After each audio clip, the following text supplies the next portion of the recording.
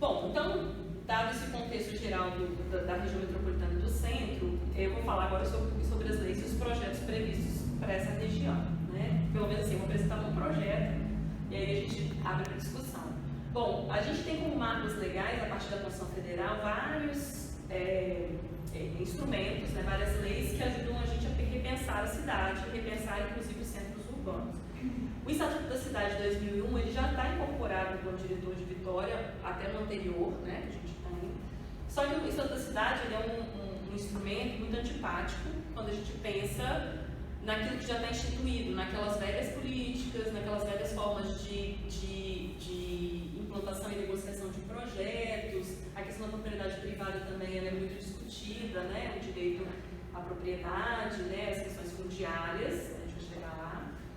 Tem a Lei do Sistema Nacional de Habitação, que ela multiplica, ela na verdade vai abrir, né, uma série de linhas de pensamento e de financiamento, vai até original Minha Casa Minha Vida, mas que também não vai cumprir esse modelo tradicional, né? A gente vai continuar com esse modelo de habitação em áreas onde a terra é mais barata, embora o direcionamento seja outro. Minha Casa Minha Vida não é um projeto que se implantaria no centro, porque parte de novas construções, né? Política Nacional de Mobilidade Urbana, que aí já vai obrigar os municípios com mais de 20 mil habitantes a formularem um plano de mobilidade urbana. E aí Vitória, né, já tem essa capacidade, já tem uma estrutura para poder repensar questões de mobilidade, não só Vitória como região metropolitana.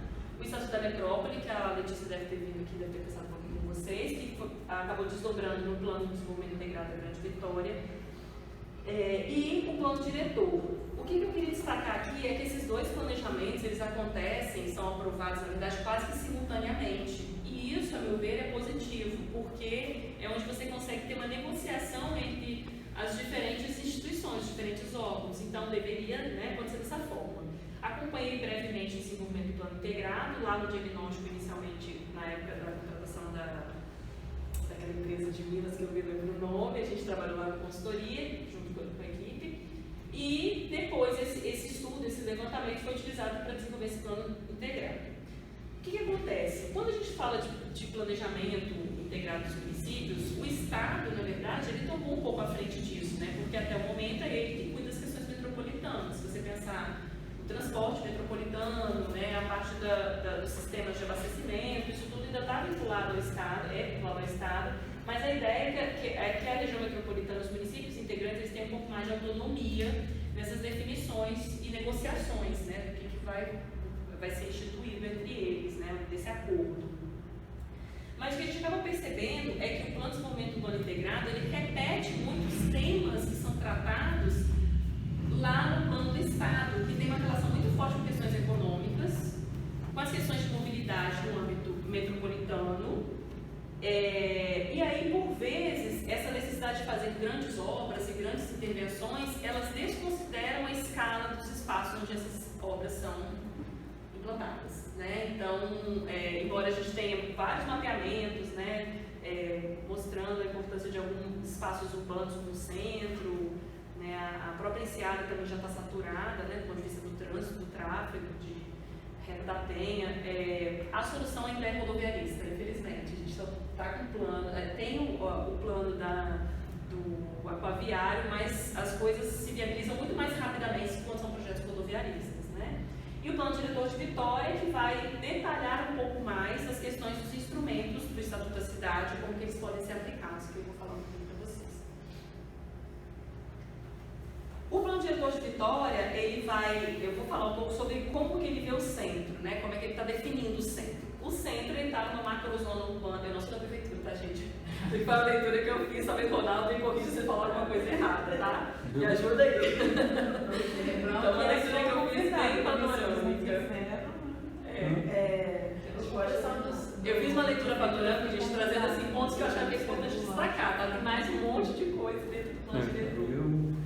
Tá, então vamos lá. Primeiro, o centro está classificado dentro de uma macrozona chamada macrozona urbana consolidada. O que é isso? Entende-se que o centro é uma área que já está bem infraestruturada do ponto de vista urbano, tem água, tem saneamento, tem energia elétrica, tem todas essas infraestruturas, tem um grau de adensamento razoável, né, de construção, É um espaço que tem uma quantidade significativa de equipamentos e serviços públicos e privados, o que afirma aquele mapa do Estado, quando mostra a concentração de cultura, praças, né, dentro do centro de Vitória, bem dotado de áreas públicas, mas que tem limitações sobre as potencialidades de infraestrutura instalada. Então, a gente não tem uma infraestrutura que recebe muito mais adensamento, vamos dizer assim, tá? É também classificada no plano diretor. Então, o plano diretor tem dois zoneamentos. Esse macrozoneamento tem áreas consolidadas e áreas não consolidadas. São duas classificações, basicamente, né? E ela é classificada no microzoneamento, que é quando você vai olhar mais ainda as especificidades de cada região, como uma zona de ocupação preferencial. Entendo que ela é vista dessa forma, principalmente pelo potencial de adensamento, não de construções novas, mas que já estão ali, né? Então, tem alguns dados lá, inclusive, que eles apresentaram, tem mais de 100 imóveis vazios, acredito que sejam muito mais, né? Quando eu falo 100 imóveis, são às vezes 2 prédios, já tem 100 apartamentos, né? Então, a ideia de adensamento, eu acho que está vinculada, acredito eu, né, não está tão explícito assim, seja vinculada ao adensamento populacional, não tanto ao adensamento construtivo que já existe, né? Um adensamento razoável. É uma área de combinação de usos não residenciais e residenciais. E uma coisa interessante, né, que inclusive o Estatuto da Cidade coloca isso, que essas áreas que apresentam necessidade de aumentar o adensamento, reestruturação urbana, os projetos todos devem ser coordenados pelo poder público. E aí, eu até destaquei em amarelo porque existem os projetos coordenados pelo poder público, mas existe a possibilidade de proposição de projetos da comunidade local. Então, assim, a gestão participativa, ela deixa em aberto a ideia propositiva, né? A gente tem a possibilidade de levar até o poder público, mas a implantação dos projetos seriam coordenados pelo poder público. São áreas que estão passando por processos de transformações urbanas, a gente percebe isso claramente, e são áreas que deve existir a preocupação de preservar visuais e marcos significativos. Então, assim, um grande desafio do centro, a meu ver hoje, é conseguir promover essa mudança, né, de adensamento sem descaracterizar aquilo que ela tem de qualidade, né? Às vezes é muito difícil porque o marketing dos novos empreendimentos ele é muito persuasivo, então ele tenta convencer a gente de que é necessário mudar, como foi feito no Rio de Janeiro. Não sei se vocês viram o projeto Porto Maravilha. Ele é muito persuasivo, ele tem uma característica de encantamento, de modernização, né? Uma visão bastante progressista em relação a isso. E uma outra questão bastante interessante é a ideia de uso múltiplo, porque o centro de Vitória, assim como qualquer centralidade que teve uma migração de instituições, né, quando você começa a ter prefeitura sai, né, o Estado sai, as atividades comerciais elas costumam migrar junto, igual ao aeroporto, recentemente foi mudada a entrada do aeroporto, aquelas atividades vinculadas a vivendeiras, elas vão acompanhando a atividade principal. Então, com isso, a gente acaba tendo como impacto, não é a migração da instituição em si, mas é tudo que ela leva junto com ela, né? Então, pode ir.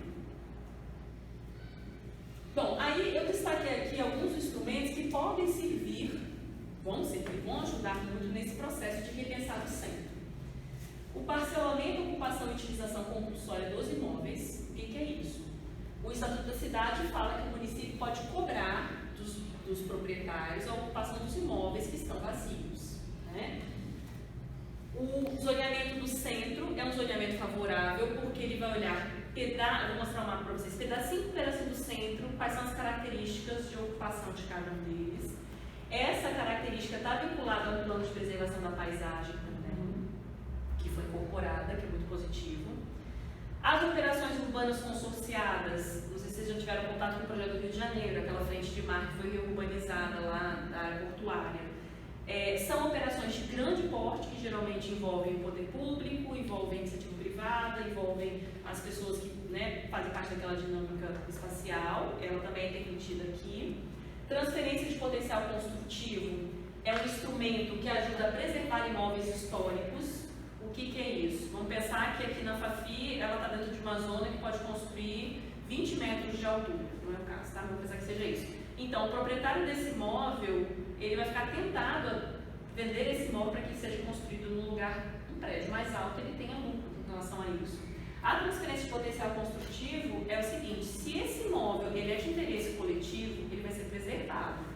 Então, o município pode fazer um mapeamento das edificações que são de interesse de preservação, e aí o que poderia ser construído ali vira como se fosse um crédito de construção que ela pode vender para uma construtora e ter imóveis em outro lugar. Eu posso construir, sei lá, 500 metros quadrados a mais, eu tenho um documento que me fala que eu poderia construir aqui e esse potencial construtivo vai ser construído em outra região da cidade. Isso é interessante porque ajuda a evitar desgastes judiciais, né, implicações nesse sentido, e preservar edificações que sejam de interesse coletivo. Gestão democrática também está incorporada, né, depois eu vou falar um pouco sobre isso, que acho que é nisso que se encaixa muito o plano do centro, né, nesse processo de gestão democrática do espaço. Leis de iniciativa popular também que estão vinculadas aqui. A arrecadação de imóvel abandonado é uma expressão que em outros planos diretores eu não tinha visto, ela vai aparecer no plano de Vitória como algo positivo, que é, se um imóvel está inutilizado, vazio por mais de 3 anos, a prefeitura pode ter posse desse imóvel, pode fazer melhorias nesse imóvel e dar fins para esse imóvel, e se a pessoa quiser retomar o imóvel depois de um tempo, ela vai ressarcir a prefeitura pelos investimentos feitos, se não me engano, o dobro do valor, alguma coisa assim, e aí é como se tivesse uma ocupação para espaços que estão subutilizados. Essa arrecadação de imóvel abandonado tem um instrumento semelhante a esse do PDM de São Paulo, que eles estão fazendo com os terrenos vazios, estão transformando em hortas, estão transformando em parques. Às vezes é um financiamento público e às vezes é uma iniciativa da própria comunidade de ocupação, uma negociação de posse, né? E o direito de preempção, que é o município pode mapear imóveis que sejam de interesse do município, da região, para implantar projetos que sejam estratégicos, né, para cada região. Pode ir. Aqui eu trouxe algumas imagens do PDU de Vitória para a gente poder tentar discutir alguns temas, né? Esse mapa ele é de altura de edifícios. Eu achei ele bem interessante porque geralmente não é assim. Então houve um grau de detalhamento muito rico no centro de Vitória, tentando preservar paisagens visuais que são interessantes e os elementos históricos que são relevantes, né, que caracterizam esse espaço urbano. Então, existem limites diferentes para edifícios em diferentes áreas. Isso é extremamente positivo, acho que é uma coisa que vocês precisam brigar. Né? Por quê? Porque é onde já foi feito todo um levantamento do que é significativo. Esses elementos em cinza, por exemplo, são elementos referenciais da paisagem. O cinza mais claro, imóveis tombados. Então, aqui a gente já tem mais ou menos uma visão do que é o centro a partir das alturas dos edifícios e dos elementos históricos importantes. Eu destaquei essa região aqui, porque na verdade é que eu vou trazer uma discussão um pouquinho maior, que é a região da rodoviária de Vitória, a região da Ilha do Príncipe e essa região aqui portuária e não portuária, né, porque o porto está por aqui. E eu vou tentar falar um pouco sobre, usar ela como exemplo, para poder identificar instrumentos que podem ser negociados, podem ser pensados aí em conjunto com o município. Aí pode passar. Essa região do plano diretor ela está classificada como espaço para reestruturação viária. E aí, recentemente, o Estado publicou um projeto para essa área, sendo que já existia um projeto prévio de 2007, se não me engano, um estudo prévio da Prefeitura. Então, vou tentar fazer um comparativo para a gente poder só entender essas diferenças e como que os instrumentos podem ajudar a repensar esse espaço. Lá no plano diretor, essa mancha cinza é o que eles estão classificando como área para um plano de reestruturação viária. A rodoviária de Vitória está aqui e aqui está a Ilha do Príncipe, né? Se a gente for analisar apenas esse recorte, que é a imagem que está no plano diretor, ela dá a entender de que existe uma ilha residencial aqui e de que todo o restante é um espaço logístico, né? Um espaço de trânsito, um espaço de transporte, né? Sendo que, na verdade, se a gente crescer um pouquinho para lá o mapa, a gente vê uma outra realidade, porque existem bairros do lado de lá residenciais, existem bairros residenciais do lado de cá. Né? Então, a gente tem na verdade, esse recorte talvez não tenha sido muito feliz, aí eu trago um outro recorte. Vamos lá. Aí, se a gente olhar no Google Maps, o que a gente tem? Né? Uma ampla área de habitação de bairros, com características de bairro, né? De diversidade, de muita moradia, inclusive de equipamentos, né? Vai vir uma imagem logo na sequência. Então, tem uma região bastante densa de ocupação.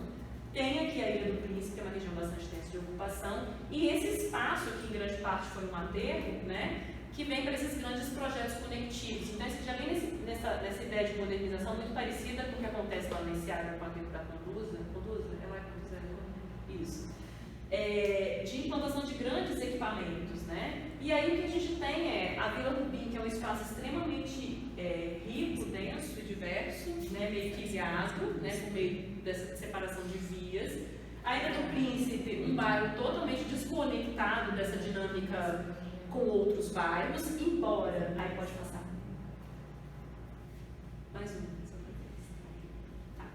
Embora esses bairros tenham equipamentos que poderiam ser compartilhados e vice-versa, né? E a gente tem aqui uma área, essa imagem de um diagnóstico que foi feito lá em 2007, né? Para um projeto chamado Portal Sul, que foi contratado pela prefeitura. Depois eu vou fazer esse comparativo com o que o Estado está pensando, né? A Tecnip foi patrocinadora até porque ela tem uma área grande aqui dentro, né? Que ela precisa ocupar, né? Pelo que eu entendi do projeto. E o que a gente percebe é que existem manchas residenciais que estão fragmentadas, cortadas por esses grandes interstícios e não apresentam uma comunicação direta. Aí se você puder voltar um pouquinho, Flávio. Volta mais um. Aí, pode passar, só para poder organizar aqui o raciocínio. Tá, então, nesse recorte de estudo, o que a gente precisa ficar atento, né? Nesse plano de reestruturação viária, a gente precisa analisar para além dessa conectividade metropolitana. Então, o centro pode perder algumas qualidades se não conseguir pensar nessa conectividade entre os bairros. Aí eu faço um gancho até, porque a Clara me apontou uma publicação recente do Kleber, né, fazendo essa análise também. Por quê? A infraestrutura viária, ela não pode ser o elemento determinante de um espaço, né? Você tem bairros, você tem vivências, você tem conectividades, mas a gente não pode pensar só no rodoviário, né? A gente tem que pensar em alternativas. Analisar também a relação metropolitana e a relação local, porque em vários projetos do Estado a gente vê a relação metropolitana muito fortemente justificada, mas a relação local, que é de quem vive ali, de quem mora ali, é pouco analisada e explorada para soluções que são propostas. Essa área é uma área passível de operação urbana consorciada e provavelmente deve ser um modelo parecido que eles estão pensando ali. O que isso quer dizer? A Tecnip tem uma grande área ali, não sei se é Tecnip ainda, mas o Porto tem uma grande área ali, o Flexibras, né? Tem uma grande área ali. O Estado tem uma grande área ali. Existem bairros residenciais e aí você vai para o pequeno proprietário, né? Então, numa operação urbana consorciada, todos esses agentes precisam de alguma forma dialogar, embora a gente saiba essa forte pressão que existe nos projetos maiores, né? Para ver se consegue reduzir os impactos desses projetos de grande porte. Uma outra característica também que a gente pode pensar como uma forma, né, de reestruturação desse espaço seria o parcelamento, construção e ocupação compulsórios. O que é isso? Essa área já está vazia há muito tempo. A gente pode ter um planejamento de ocupação dessa área de forma compulsória, né? Embora ela seja parte dela seja privada, seja vinculada ao porto, não é privada, né? Mas ela tem uma relação com o porto. Trabalhar IPTU progressivo e desapropriação. Mas essas áreas ainda não estão demarcadas. Então, essas ferramentas aqui que a gente poderia ter, da mesma forma a operação urbana consorciada, né, esse parcelamento compulsório, eles precisam de uma outra lei que o plano diretor ainda não especifica quais são essas áreas onde podem incidir esses instrumentos. Aí depois a gente vai mais pra frente. Se não demarcado aí que você está falando, é o quê? Ali aquela área? Não, naquele entorno da área tem muitos vazios ainda. Vai aparecer no mapa que tem vários, eu não sei se eu coloquei, mas tem vários espaços vazios ainda no entorno. Então, no projeto, ele vem como uma coisa padronizante. Essa área, passa para mim, ver se vai aparecer logo, não. Pode passar mais um. Tá, e aqui são as conectividades, né, que elas não aparecem muito nesse estudo, né? Então, a ideia é, aqui existe uma área residencial, aqui também, mas essas conectividades, né, elas não aparecem. A gente tem os equipamentos de forma muito isolada, assim como as regiões de moradia também de forma muito isolada. Não aparece um projeto de conectividade entre essas regiões. Aí aqui é uma das propostas da prefeitura, né, que foi defendida pela prefeitura. Então, essa forma de ocupação, né, não estou analisando exatamente o formato dele, né? Mas a ideia de que mesmo com a ideia de ocupar com residências, comércios e serviços, essa estrutura viária ela ainda segue como um elemento segregador desse espaço, né? É muito difícil resolver isso, tá, gente? Não tem solução, não consigo ver uma solução tão clara, mas essa fragmentação do centro de Vitória, ela pode ser um impeditivo para o desenvolvimento. Porque quando você vê assim, eu tenho que atravessar tudo isso para chegar ao outro lado, eu não predisponho a isso. Então, por exemplo, esse espaço aqui de lazer, ele está ligado, né? Ele, tudo bem que ele tem um caráter bastante metropolitano, grandes eventos, mas no cotidiano tem aula de natação, tem, né? Como é que essas crianças fazem esse trajeto? Então, essa conectividade, ela é muito precária para o pedestre e para as pessoas que, né, vão fazer esse deslocamento a pé. Né? Nesse projeto é interessante porque já incorpora essa possibilidade de ter novas modalidades de transporte, como o VLT. Acredito que nesse período, Marta me ajuda aí, estava discutindo isso em Vitória, não estava? Né? Essa implantação do veículo leve sobre trilhos, que seria um metrô de superfície na cidade, fazer essa conectividade. Então ele já incorpora essa nova modalidade de transporte, né? Mas ainda assim fica esse fragmento, porque existe uma área demandada portuária que tem que encaixar em algum lugar, né? É muito difícil de pensar isso, né? Então até assim, essa briga né, de interesses, né? O que é importante para a região, o que é importante para o porto faz parte da região, essa negociação é bastante complexa. Aqui só algumas ilustrações desse projeto, ele é de 2007, algumas ilustrações da ocupação, né?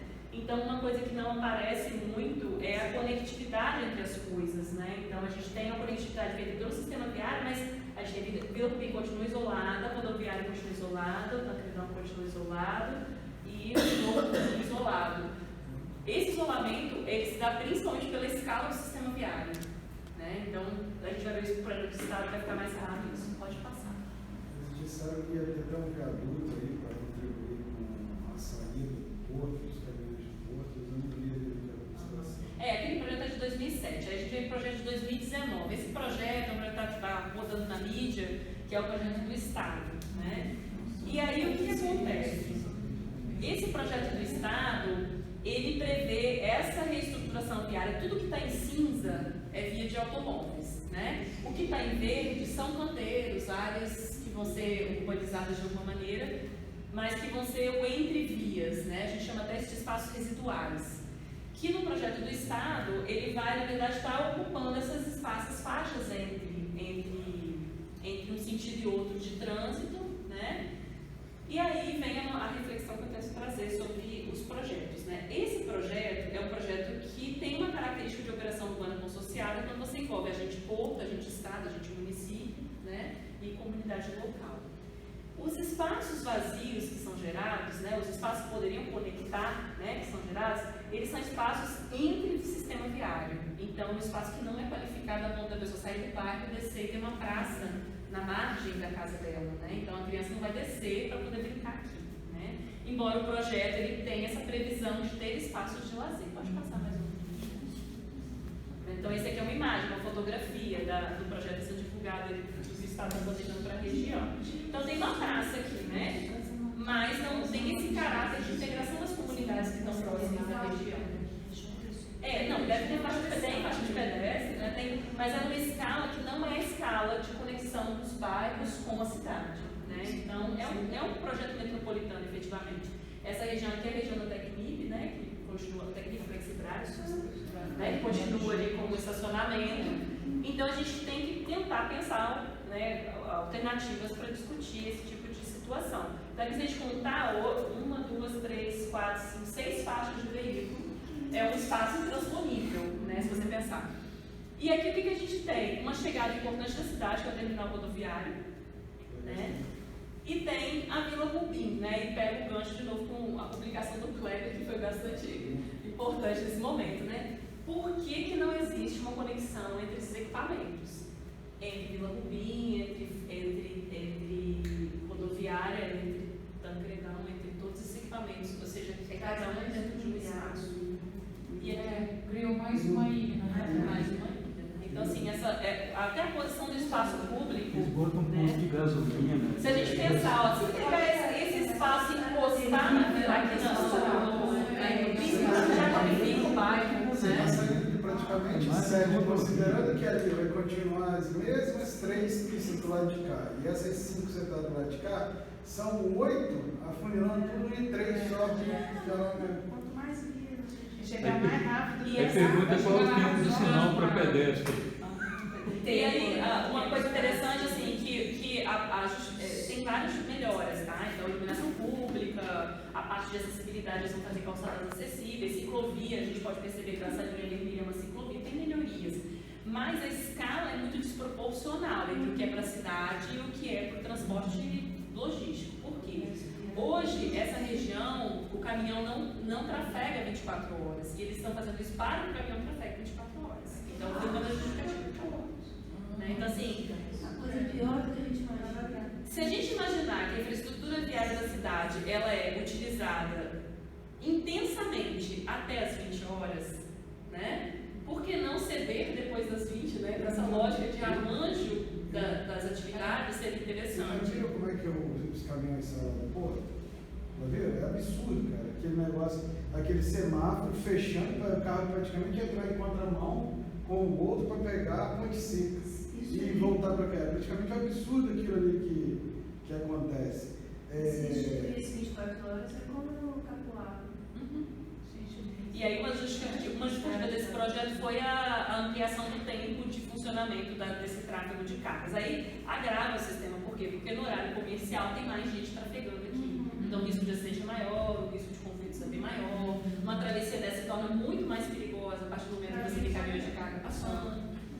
Então, uma coisa que eu vejo como uma necessidade de discutir, né? Você falou sobre o VLT, aí tem alguma... Nesse aqui não tem mais a previsão. O projeto de 2007 tinha a previsão do VLT, tá. Esse aqui não aparece mais o VLT. Por quê? Porque aí depois desse projeto de 2007, o BRT, que é aquele ônibus, né, com linha exclusiva e sistema de embarque e desembarque mais ágil, ele acabou ganhando espaço e ele está sendo implantado pelo Estado, né? Porque a gente vê essa reestruturação viária na própria Avenida Vitória, né, tem uma relação com isso. Então aqui o VLT já não aparece mais, ele foi um projeto que não foi para frente, a Prefeitura de Vitória tentou trazer, mas não conseguiu convencer o Estado e aí voltou para o ônibus, né? E não aparece também nesse projeto sequer o aquaviário. Então, assim, é uma relação que eu acho que tem que ser discutida muito intensamente, porque, vamos adiante, que tem mais umas informações interessantes para a gente discutir. Existe... Esse modelo aí não foi apresentado em momento nenhum, nem divulgado em momento nenhum aqui. Assim, não foi aqui no centro de Vitória, imagino que muito menos para... Porque é uma região que toda a cidade de Vitória usa, então, naturalmente, toda a cidade de Vitória deveria contribuir com isso também, mas o que está próximo daquilo, não soube de nada. Isso é ensinado das universidades. Nós não conhecemos. Na verdade, esses projetos eles vêm sendo apresentados desde 2007, 2009, mais ou menos. Já tiveram várias reuniões. O que eles vão apresentando são reformulações de um projeto que eles vêm insistindo em implantar aí. Tá? Então, essa apresentação que você está falando, ela já foi feita várias vezes. Não sei qual foi o nível de divulgação, tá? Mas eu já assisti, sei lá, não sei quantas apresentações disso aí. Tá? E sempre nessa mesma mega estrutura e tal. O grande problema deles é que eles não conseguiram resolver alguns problemas técnicos de circulação de veículo. Eu quero pegar seu contato, então, quando você recebeu o convite, você Não. Você tem que pegar o pessoal que trabalha com esse negócio aí e chamar eles para explicar isso. Não, mas quando tiver o convite aberto, assim, que ele vai ser apresentado, isso é bom, a gente fica sabendo. Outra via são as associações pedirem explicação. Né? Isso aí o Estado está levando o projeto, né, na cidade de Vitória, mas não é um projeto do município, é um projeto do Estado que tem uma relação com o município, porque o município já estudou no passado uma forma de ocupação daquele espaço. Né? Então, o projeto é um projeto que não está mais na alçada do município. Eu acho que algumas negociações são feitas ali, mas quem está capitaneando isso agora é o Estado que está levando, né? Então, o que a gente pode refletir assim, um pouco sobre o que está acontecendo, né? Primeiro, uma disputa de espaços e uma fragmentação muito grande. cidades continua sendo fragmentado pelo sistema viário. Né? Um conflito entre porto e funções urbanas que a gente tem que pensar em, né, uma solução, uma forma de resolver. Os investimentos públicos, a gente tem que tomar muito cuidado para eles não gerarem a gentrificação. O que é a gentrificação? Eu começo a melhorar muito a infraestrutura de uma área, ela começa a subir o preço, o aluguel sobe, os valores... Aí as pessoas que moram ali já não conseguem mais permanecer ali, vão morar em outro lugar. Então esse processo ele é muito comum, no Rio de Janeiro aconteceu, e eu achei importante a gente trazer aqui para que vocês fiquem atentos a esse processo, porque nem todo investimento é bom para o centro. Às vezes dizem, eu quero investimento para extrair, mas tem investimento que não é bom, porque ele vai gerar gentrificação e as pessoas vão começar a ter que migrar daqui para outros lugares, né? No Rio de Janeiro, vocês tiverem a oportunidade de conhecer o projeto do Porto Maravilha, tentem entrar no site, é muito didático, todas as informações ali. Eles vendem como um projeto muito bom, ele realmente reestruturou, só que ele gerou um processo de gentrificação forte, assim, na região, que foi o esvaziamento das moradias de população de menor renda. Grande potencial para adensamento. Essa área é uma área que tem um grande potencial para adensamento. Aí vamos lá. E de inclusão de espaços para moradia. Se a gente olhar lá atrás do primeiro projeto, não precisa voltar, mas aquele primeiro projeto ele tinha a ideia de construir alguns edifícios. Uma vez que você tem edifícios, você tem pessoas circulando, né? Então você acaba gerando uma demanda de ocupação do espaço público que também pressiona o projeto viário a não ser tão impactante. É muito mais fácil eu fazer um sistema viário com várias pracinhas residuais, vai ter menos questionamento, do que eu falar assim, vamos ocupar com a construção? Opa, então eu quero calçada, então eu quero espaço adequado para travessia, né? Então, às vezes, até uma estratégia de deixar esses espaços residuais como se fosse uma área verde, permeável, mas ela não qualifica o espaço e ela gera menos resistência à sua implantação. Uma outra reflexão é a gente precisa pensar em como reforçar os polos de atratividade existentes. A gente tem um terminal rodoviário na margem da Bahia, tem o mercado da Vila Rubim muito próximo, né? Mas esses espaços estão fragmentados. O próprio Tancredão, né? o espaço esportivo, esses espaços são todos fragmentados, não tem uma conectividade entre eles, né? Então a gente tem que pensar numa forma de reforçar essa atratividade e a conexão entre os elementos. A gente tem ali um conflito muito grande de escala de velocidade. Se a gente passar pela ponte Florentina Vidos, tem hotel, a porta na calçada que tem 50 centímetros. Então, assim, é uma inadequação total entre sistema viário e tipo de ocupação, principalmente naquela borda da Vila do Príncipe. Então, a gente tem um conflito grande de escalas, de construção, de faixas de veículos. Pensar alternativas de transporte de acesso ao centro. Então, o centro vai passar por modificações de novo, assim, a meu ver, né? O Estado está trazendo secretarias para cá, né? Depois você fala um pouco sobre isso. Então, vem demanda de transporte. Se não pensar em outro modelo, não vai acontecer o mesmo problema do passado. Então, o modelo que está posto não funciona, né? Então, já tem uma iniciativa aí de mobilidade ativa, que a gente chama, que a pessoa anda mais de bicicleta, anda a pé, mas isso não resolve o problema das longas distâncias. Então, pensar o mar como uma alternativa, visto que essa chegada do centro, a extensão territorial para dentro é muito pequena, né? Diferente da Reta da Penha, que você tem que atravessar toda esse área para chegar na Reta da Penha, aqui está do lado, né? Muito próximo. Então, essa relação com Vila Velha, com Cariacica, pode ser facilitada. São os dois gargalos hoje, Segunda Ponte, Ponte Florentina Vidos, né? Então, pensar em alternativas de transporte para chegar até o centro, brigar um pouco mais para poder diversificar essas modalidades.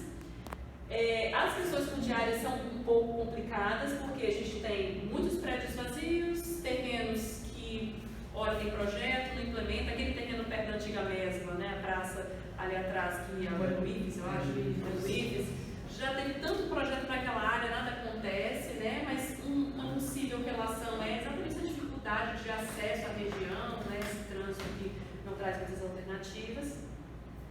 E um outro problema que a gente tem que pensar é que esse modelo é um modelo desde a origem da cidade, a sobreposição das redes de transporte urbano e logístico. Isso é um problema de origem. A cidade foi desenhada assim. Toda a rede de transporte, ela é logística e urbana. Então, as escalas são diferentes de novo, né? A velocidade que o caminhão quer passar é diferente da velocidade do ônibus, que entra em conflito com o pedestre e com o ciclista. Então, a gente tentar ficar atento nos projetos em relação a esses temas.